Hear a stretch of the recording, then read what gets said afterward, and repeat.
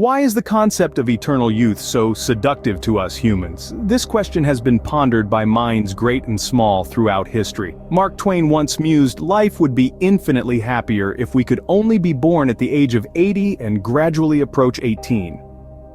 This sentiment echoes the ancient Greek poet Homer's description of old age as loathsome. Shakespeare, too, painted a bleak picture of the twilight years, terming it hideous winter. Then there's Oscar Wilde's Dorian Gray, a character who preserved his youth by aging only in a painting, a chilling commentary on the lengths we might go to avoid the inevitable. These reflections encapsulate our universal desire to delay or even escape the process of aging. This age-old fascination has sent many on a quest for the elusive secret of eternal youth, one of the most notable being the search for the Fountain of Youth. The legend of the Fountain of Youth dates back to times of antiquity. One of the earliest figures associated with this enigmatic fountain is none other than Alexander the Great. This formidable conqueror, who had nearly the whole known world under his thumb before his untimely death around 323 BC, is said to have been on the lookout for a river with the power to reverse the ravages of age. Fast forward to the 12th century AD, and we meet a king known to Europeans as Prester John. His realm was believed to be blessed with a river of gold and, you guessed it, a fountain of youth. These narratives, while fascinating, are dwarfed by the tale of a certain 16th century Spanish explorer. Despite these early tales, the Fountain of Youth is most famously associated with a 16th century Spanish explorer, Juan Ponce de León, a name forever intertwined with the Fountain of Youth. This 16th century Spanish explorer has been long associated with the elusive quest for this mythical fountain, believed by some to be hidden in the sun-kissed lands of Florida.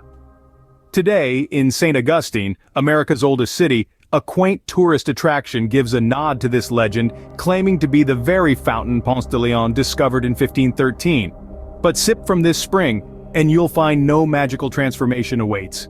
The sulfuric aroma is a far cry from the sweet elixir of youth one might imagine, and here's where history throws a curveball. Despite the enduring legend, many historians now argue that Ponce de León may not have been seeking the Fountain of Youth at all. His landing point is also disputed, with some suggesting he came ashore about 140 miles south, near present-day Melbourne, Florida. While the legend persists, many historians now believe that Ponce de León may not have been searching for the Fountain of Youth at all. Despite the doubts and debates, the legend of the Fountain of Youth endures. Its appeal is seemingly undying, much like the eternal youth it promises.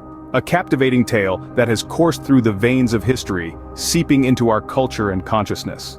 Even though the historical evidence may contradict the existence of such a fountain, the story persists, enchanting generation after generation. It has been immortalized in literature, art, and even in the namesake tourist attraction in St. Augustine, Florida.